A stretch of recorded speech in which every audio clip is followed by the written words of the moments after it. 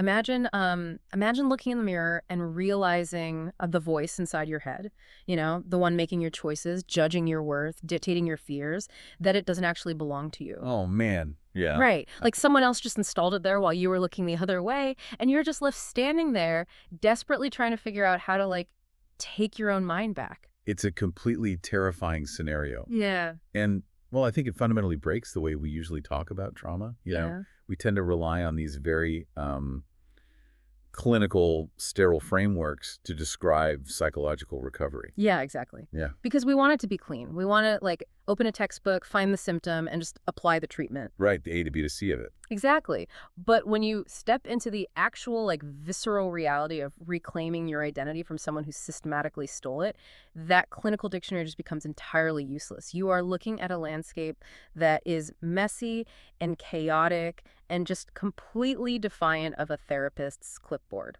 Because, I mean, how do you medically chart the exact moment someone reclaims their soul? You can't exactly put a stethoscope to a sense of self. No, you really can't. But, you can document the fallout. And that is exactly what we're doing on the deep dive today. So, welcome, everyone. Today, we are looking at a 2026 poetry collection titled From Numb to Normal, written by India Oxenberg and published by Metacortex Publishing House. It's quite a book. It really is. And the mission for you, listening right now, is to explore how Oxenberg uses these poems as a bridge, right? A bridge to cross the terrifying gap between the absolute numbness of extreme coercive control and the deeply, deeply imperfect reality of just a normal life. And to grasp the gravity of this collection, we really have to establish the context that you find in the books about the author section. Right, the background is crucial here. Yeah, because Oxenberg is a survivor of the NXIVM cult. Yeah. So this isn't just like a retrospective memoir written years after the fact from a place of distant safety. These poems were written during and then immediately after her escape. Wow, so it's right in the thick of it all. Exactly. It serves as an incredibly raw record of emotional truth. It is self-reclamation happening in real time, right there on the page. And before we even get into her words, there is this visual element we have to establish because it's so striking. Scattered throughout the pages, there is a recurring hand-drawn visual motif. Yeah, little drawings. Yeah, it's a very simple stick figure drawing of a flower sitting inside a little pot. But this pot has legs, and across the entire collection, this potted flower is walking up an inclined arrow. It's such an unassuming detail, but it does, well, immense heavy lifting for the book. Yeah. As you turn the pages, you see this potted flower experiencing these radically different states. Like on one page, it's crying. Just weeping. Right. And then a few pages later, it's yelling with this furious expression. Yeah. Then it's sleeping peacefully, and then, it's laughing. It's a brilliant metaphor for the journey we're about to unpack today. The flower is rooted in its own pot. It has to carry its own soil, right? Its history, its trauma, the exact environment it was grown in. Yeah, it can't just leave the dirt behind. No, it can't. But despite carrying that heavy dirt, it is constantly moving upward, marching through this massive, unfiltered spectrum of raw emotions. Which forces us to actually look at the dirt itself. Because before we can understand the healing process of, moving up that arrow, we have to understand the specific nature of the wound. Right. What actually happened? Yeah. In cases of high control groups or coercive abuse, the primary wound isn't just physical confinement. It's not just about being locked in a room. It is the systematic dismantling and just total loss of identity. And Oxenberg captures this perfectly, and she doesn't describe it as, a violent kidnapping. She describes it as a magic trick. Oh, yeah. The lure. Yes. In her poem, In the Lure, she writes about being trapped by, quote, seduction and glittering eyes. She actually compares the abuser to a magician, writing, "How do you hold a magician to the wall? Expose his tricks. He's not even that tall." That's such a powerful image. Right. And then she talks about standing in the aftermath, surrounded by what she calls love-bombing debris. Let's look at the mechanics of that phrase, love-bombing debris, because it perfectly exposes how coercive control actually operates in the real world. The trap is almost never set with cruelty. No, it's the opposite. Exactly. It's set with an overwhelming, completely manufactured flood of affection and validation. Psychologically speaking, love bombing spikes your dopamine levels and creates this intense, artificial sense of trust and intimacy. It's like a drug. It literally is. And once that chemical dependency is established, the abuser can begin to slowly, methodically dismantle your boundaries. And that's exactly when the trap snaps shut. You see the flip side of this in another poem called The Vault. The affection is just gone, replaced by what she calls commands and scripting. So chilling. It is. She describes enduring the word salad of a, quote, sick little man trying to make women feel like whores. And word salad is another crucial psychological mechanism we should talk about. It's a tactic where the abuser uses these circular conversations and contradictions and non sequiturs just to exhaust the victim's cognitive load. Like talking in circles until you're dizzy. Exactly. Your brain is working so hard to make sense of this completely nonsensical argument that you literally lose the physical and mental energy to defend your own reality. It is designed to induce a state of profound confusion so that you ultimately just accept their scripting to make the exhaustion stop. Okay, let's unpack this. Because understanding that mechanism changes everything. It's like waking up to realize someone has secretly installed a virus on your computer. Oh, that's a good way to put it. Like, your hardware looks exactly the same, you look like you sound like you, but your operating system has been entirely rewritten by a malicious actor. Every program is suddenly running their commands. Yeah. And in the poem Wishes, she illustrates this beautifully. She writes about being haunted by a nightmare of a lost suitcase, agonizing over whether her, quote, identity is folded up in the front pocket or zipped up in a jacket. She is desperately searching for the suitcase of her original files, terrified they've been deleted forever. You know, I'd take your computer analogy a step further, actually. It's not just a surface-level virus that you can easily isolate and delete. It operates more like a rootkit.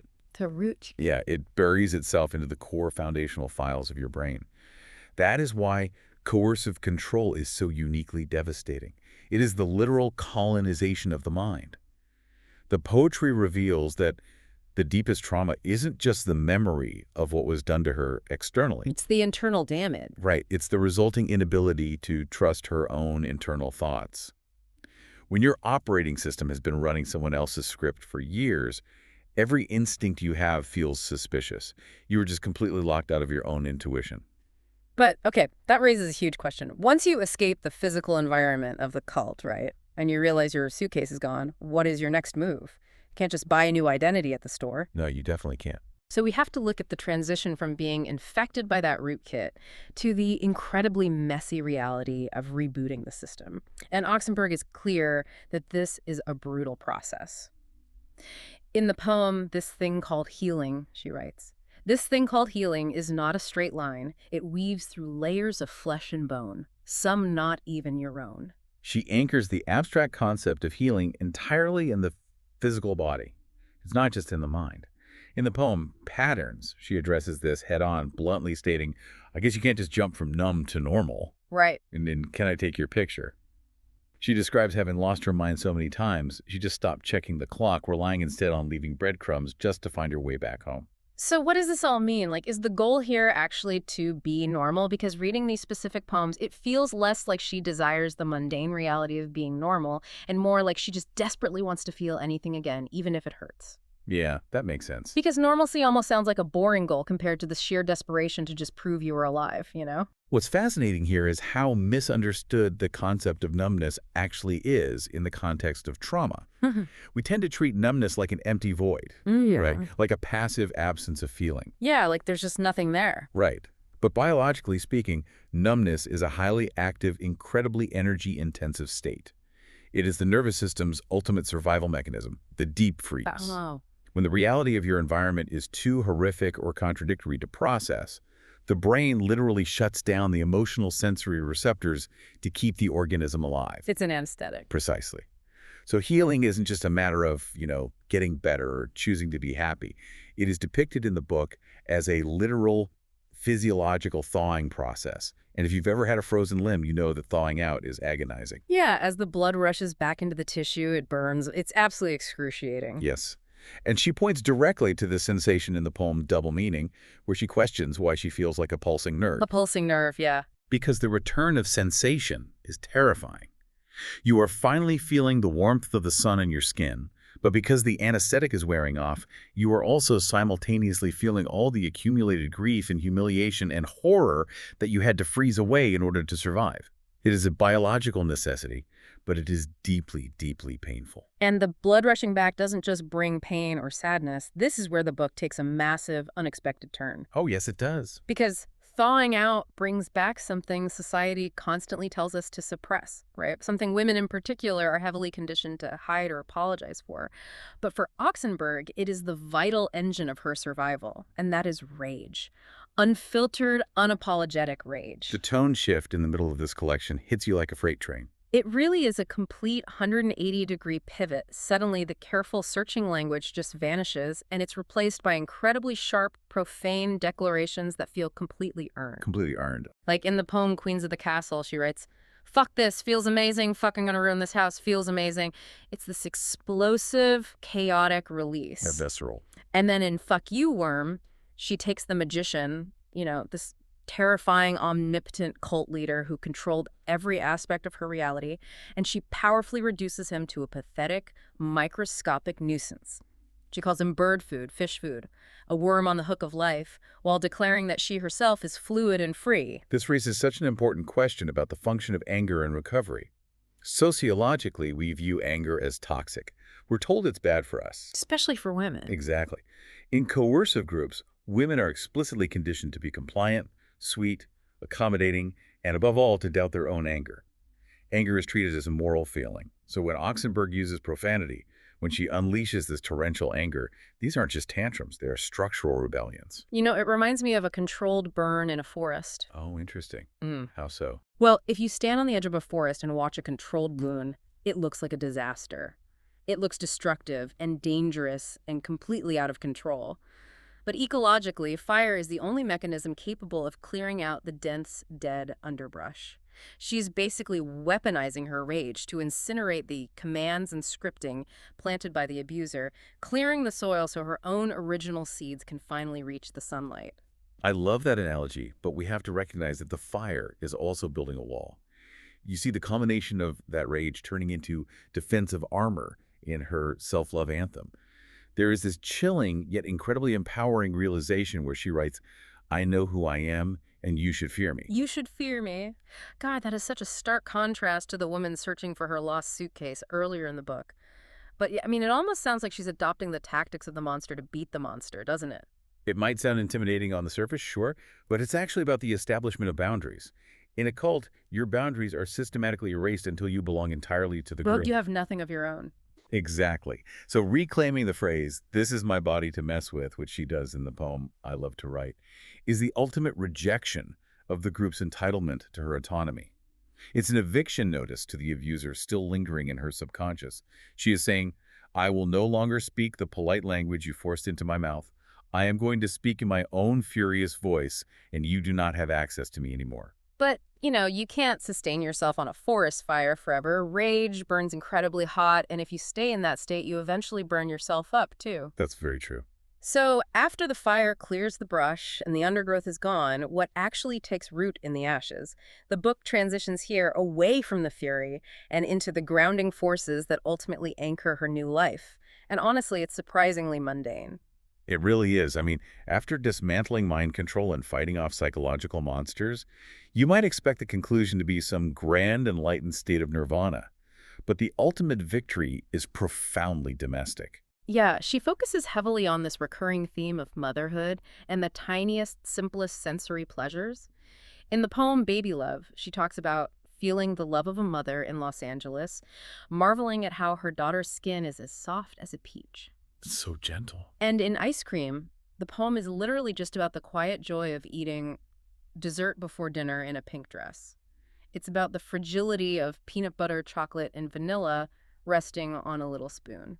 If we connect this to the bigger picture, there is a very specific neurological mechanism at play here.